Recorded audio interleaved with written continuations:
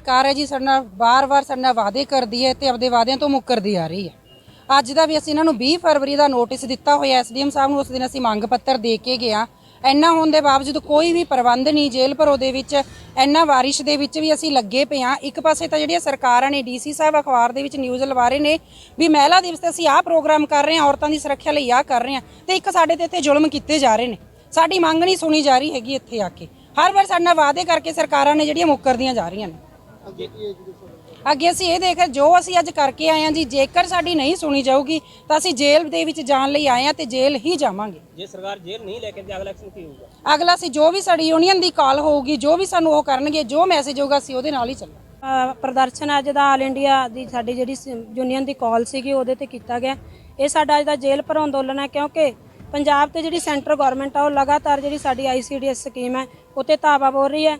ਜਿਵੇਂ ਸਾਡੇ ਪੰਜਾਬ ਦੇ ਵਿੱਚ ਪ੍ਰੀ ਪ੍ਰਾਇਮਰੀ ਦੇ ਜਿਹੜੇ ਬੱਚੇ ਨੇ ਸਾਡੇ ਕੋਲ ਹੁੰਦੇ ਸੀ ਉਹ ਸਕੂਲਾਂ ਵਿੱਚ ਚਲੇ ਗਏ ਨੇ ਤੇ ਸਾਡੇ ਸੈਂਟਰ ਜਿਹੜੇ ਖਾਲੀ ਹੋ ਗਏ ਆ।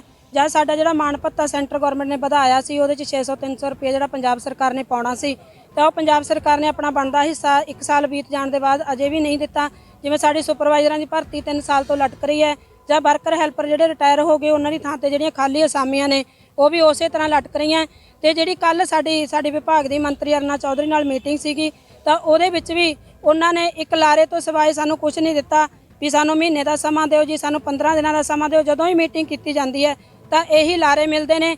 ਤੇ ਉਹਦੇ ਵਿੱਚ ਜਦੋਂ ਉਹਨਾਂ ਨੇ ਪੱਤਰਕਾਰਾਂ ਨਾਲ ਜਦੋਂ ਉਹਨਾਂ ਦੀ ਗੱਲਬਾਤ ਹੋਈ ਤਾਂ ਉਹਦੇ ਵਿੱਚ ਲਿਖਿਆ ਵੀ ਰੈਸ਼ਨਲਾਈਜੇਸ਼ਨ ਹੋਵੇਗੀ, ਜਦੋਂ ਕਿ ਅਸੀਂ ਕੋਈ ਜਿਹੜੇ ਰੈਗੂਲਰ ਮੁਲਾਜ਼ਮ ਨਹੀਂ ਹੈਗੇ ਤਾਂ ਇੱਕ ਸਕੀਮ ਵਰਕਰ ਆ ਤਾਂ ਉਹਦੇ 'ਚ ਰੈਸ਼ਨਲਾਈਜੇਸ਼ਨ ਜਿਹੜਾ ਲਾਗੂ ਹੀ ਨਹੀਂ ਹੋ ਸਕਦਾ।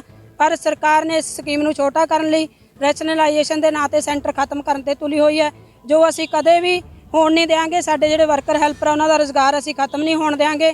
ਜੇਕਰ ਸਾਡੀ ਸੁਣਵਾਈ ਅੱਜ ਨਹੀਂ ਹੁੰਦੀ ਤਾਂ ਅਸੀਂ ਜੇਲ੍ਹਾਂ ਦੇ ਆਏ ਹਾਂ, ਜੇਲ੍ਹਾਂ 'ਚ ਜਾਣ ਵਾਸਤੇ। ਤਾਂ ਅਸੀਂ ਪ੍ਰਸ਼ਾਸਨ ਨੂੰ ਬੇਨਤੀ ਕਰਦੇ ਹਾਂ ਕਿ ਸਾਨੂੰ ਸਾਰਿਆਂ ਨੂੰ ਜੇਲ੍ਹ ਦੇ ਵਿੱਚ ਲੈ ਕੇ ਜਾਇਆ ਜਾਵੇ। ਜਿੰਨਾ ਚਿਰ ਸਾਡੀਆਂ ਮੰਗਾਂ ਦਾ ਹੱਲ ਨਹੀਂ ਹੁੰਦਾ ਅਸੀਂ ਸਾਡੀ ਐਜੀਟੇਸ਼ਨ ਇਸੇ ਤਰ੍ਹਾਂ ਜਾਰੀ ਰਹੂ।